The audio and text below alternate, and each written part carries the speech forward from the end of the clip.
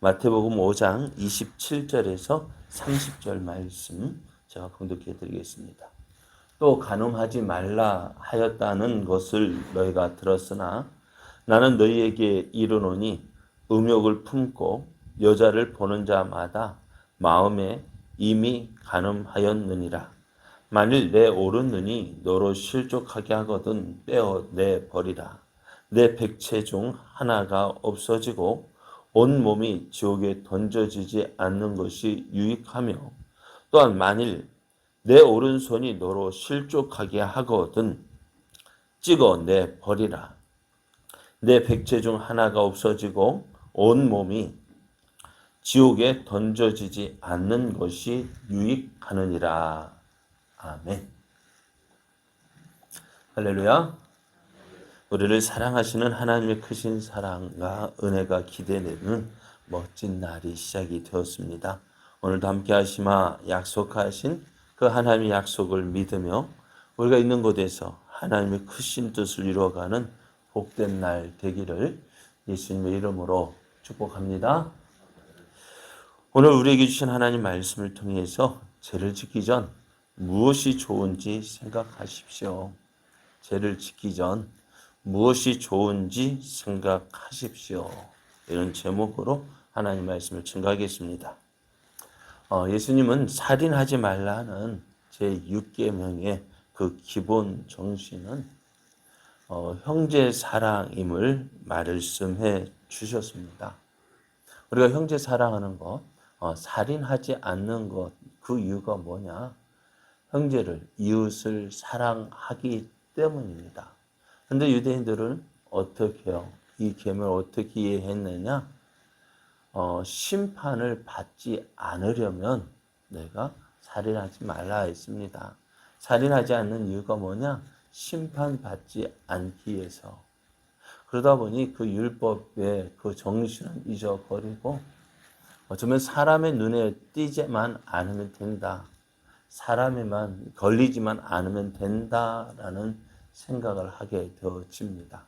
우리도 차를 운전하다 보면서요, 가끔 가다가 어떻게 될까요? 딱지가 속도는 위반이나 딱지가 날아오기도 합니다. 근데 그때 우리 대부분의 생각은 어떤 생각일까요? 네? 어떤 생각이 들까요?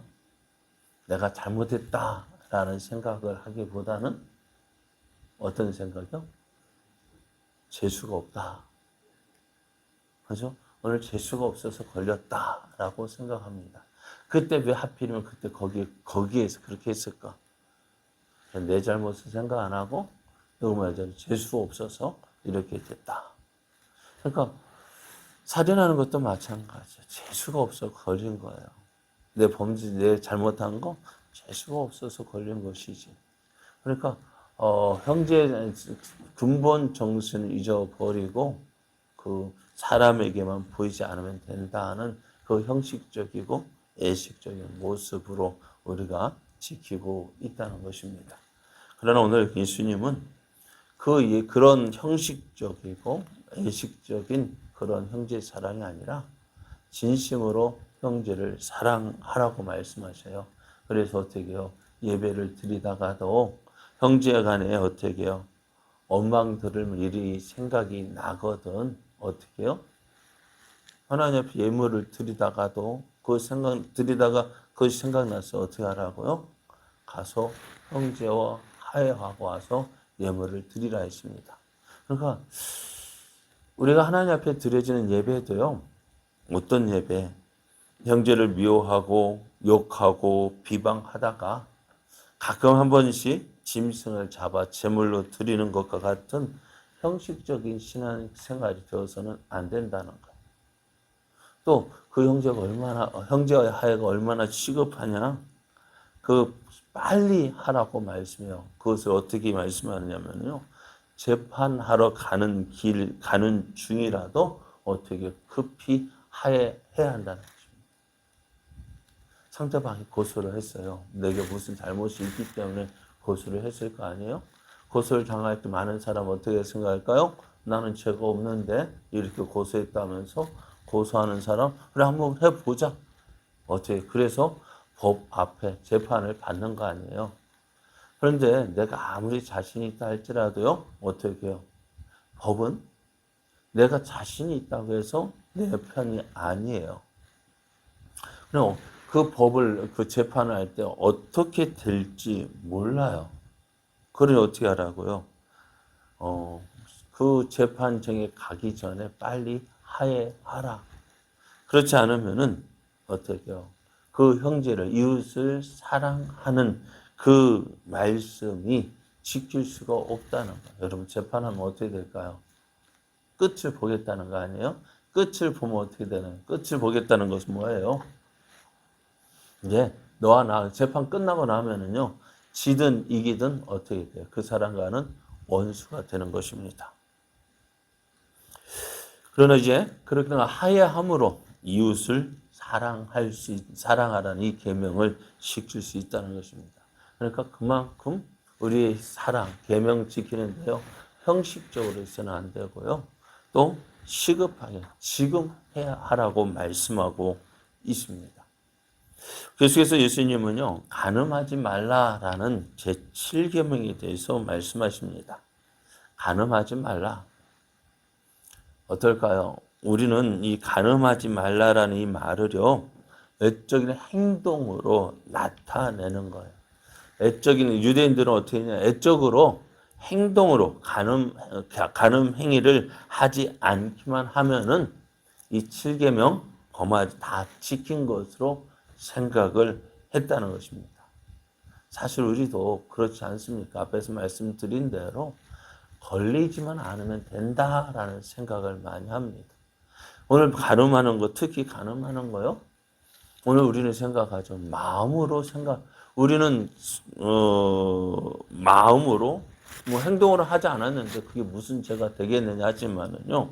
오늘 예수님은 이렇게 말씀하셔요. 28절을 보면은 나는 너희에게 이르노니 음욕을 품고 여자를 보는 자마다 마음에 이미 간음하였느니라 말씀합니다. 그러니까 예수님 보실 때 우리의 외적 행동으로 나타나는 그 죄를 범하는 행동 그뿐만 아니라 마음의 생각도 문제가 된다라고 말씀합니다. 예수님은 제7계명을요. 간음하지 말라라는 이 7계명을요. 행동으로 나타나는 것 거기에서 끝나지 아니하시고요. 마음에까지 적용하셨습니다. 어떻게요? 예수님은 여자를 욕구할 목적으로 쳐다보는 자는 여자를 음욕을 품고 여자를 바라보는 사람은 어떻게 해요? 이미 간음했다는 것입니다. 7계명을 범했다는 것입니다. 그러면서 예수님께서 이 말씀에 대해서요, 무서운 경고의 말씀을 하십니다. 29절, 30절을 보면은요, 한번 우리 함께 읽어볼까요? 29절, 30절이요. 만일 내 오른 눈이 너로 실족하게 하거든 빼어 내버리라. 내 백체 중 하나가 없어지고 온몸이 지옥에 던져지지 않는 것이 유익하며 또한 만일 내 오른손이 너로 실족하게 하거든 찍어 내버리라. 내 백체 중 하나가 없어지고 온몸이 지옥에 던져지지 않는 것이 유익하니라.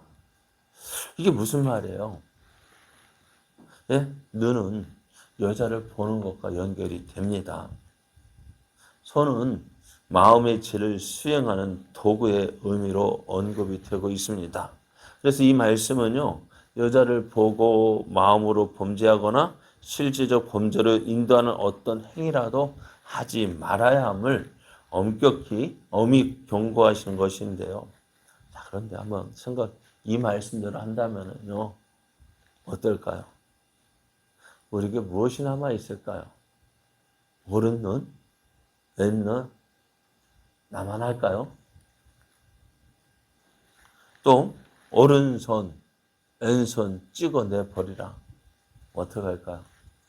또 왼발, 오른발 다 잘라내 버리면은요, 무엇이 남을까요? 예수님께서 이 말씀을 하신 이유는 어떻게 해서든지 너희가 실족하지 않도록 실족게 하는 모든 것을 이제 전심전력을 다해서 피하라는 것입니다. 여러분, 어떤 사람이 지혜로운 사람일까요? 당장 눈앞에 즐거움을 누리기 위해서 죄를 짓는 사람. 그렇잖아요. 죄 짓는 이유가 뭐예요? 당장 눈앞에 있는 그 즐거움, 그 쾌락을 얻기 위하여서 죄를 지어요. 그런데 그렇게 죄를 짓는 사람은 그 죄를 지은 결과를 생각할까요? 안 할까요? 그러니까 지혜로운 사람은 그런 사람이 아니잖아요. 당장 눈앞에 즐거움을 누리다가 그 일의 결과로 인해서 있게 될 손해와 불명예는 생각하지 않는 사람입니다. 그렇죠. 현재의 즐거움보다는 어떻게 해요? 앞으로 누리게 될 영원한 즐거움을 위하여서 모든 것을 참는 사람. 그 사람이 지혜로운 사람 아닐까요? 오늘 우리는요, 지혜로운 사람이 되어야 합니다. 어떤 사람이요? 하나님을 믿고 그 계명을 지키는 사람이요. 어떻게 보면 이것이 힘들 수 있죠. 어려울 수 있죠. 자꾸 누구를 내려놔. 내 마음에 본심, 죄를 짓고자 하는 그 마음을 자꾸 내려놔야 돼요. 사도 바울이 고민했던 것이 바로 이것입니다. 내 마음에는요, 한쪽만 하나님을 기쁘시게 하는 마음이 있고요. 또 한편으로는 내 마음으로 살고자 하는 욕심이 있어요. 그 욕심 내려놓기가 얼마나 힘들었는지. 나는 곤고한 사람이로다. 누가 이 사망의 몸에서 나를 건져내랴 탄식하잖아요. 그래, 오늘 우리도 이러한 탄식이 있어요. 하나님, 내가 또 하나님 앞에서 죄를 짓고자 하는 이것 참 고민되고 걱정되고, 그래서 날마다 자신을 쳐서 복종케 한다고 했습니다. 그 사람이 자기를 사랑하는 사람이고요. 나아가 하나님을 계명을 지키는 사람입니다. 오늘 우리가 주님을 믿고 따른다는 건 정말 자주 말씀드립니다만은 신앙생활이라는 것이 뭐라고요? 내 마음대로 살고자 하나님을 이용하는 것이 신앙생활이 아닙니다. 내가 얻고자 하는 것을 얻기 위해서 하나님을 믿는 척, 예수님을 이용하는 것, 그것이 신앙생활이 아니에요. 진정한 신앙생활은요, 뭐라고요? 나를 누구에게 맞추는 거예요? 하나님이 나에게 맞추기를 원하는 것이 신앙생활이 아니라 내가 하나님께 맞추는, 예수님께 맞추는, 말씀에 맞춰가는 것이 신앙생활입니다. 우리가 그러기 위해서 어떻게 될까? 자꾸 나를 내려놔야 되는 거예요. 내 하고자 하는 욕심들 내려놓고 누가 하나님 기뻐하시는 모습을 따라 살아가는 것이 정말 그것이 진정한 신앙생활입니다. 오늘 간음하지 말라고 하신 이 주님의 말씀, 무엇이 더 중요한지 생각하라는 거예요. 죄를 짓기 전에 그 죄를 지은 후에 그 모습 기억하면서 이런 죄의 모습, 그러니까 오늘 눈을 빼고 손을 잘라내고 하는 그 모습, 그렇게 큰 죄값을 치르는 것보다는 차라리 어떻게 해요? 그 죄를 짓지 않는 게 낫다는 것입니다. 무엇이 좋은지, 무엇이 나은지 생각하라는 것입니다. 죄를 짓기 전에 이거 생각하면 어떻게 될까요? 죄를 지은 후에 돌아올 그 일들을 생각한다면 과연 죄를 지을 수 있을까? 그걸 생각하지 않기 때문에 죄 짓는 거예요. 아무도 모르겠지 하기 때문에 죄를 짓는 거예요. 그러나 사람의 눈에는 보이지 않는다 할지라도요, 누구는 보고 계실까요? 하나님은 다 보고 계십니다. 오늘 그 하나님 앞에서 살아가는 삶을 살아야 합니다. 오늘 하루 우리가 주님 앞에서 주님이 기뻐하신 모습 되어지기를 원합니다. 그리고 무엇이 더 좋은지, 이 일을 행한 후에 어떤 모습으로 돌아올지, 그 모습이 좋은지, 하나님 말씀대로 행하는 것이 좋은지 먼저 생각하고 우리가 나 자신을 쳐서 주님 말씀 앞에 복종하는 삶, 그렇게 살아가는 우리들이 되어질 원합니다. 그래요. 우리의 모든 모습 속에서 제약된 모습이 아니라 주님을 기뻐하시는 사람, 또 그것이 나를 사랑하는 사람입니다. 그렇게 살아가는 저와 여러분 되어지기를 예수님의 이름으로 축복합니다.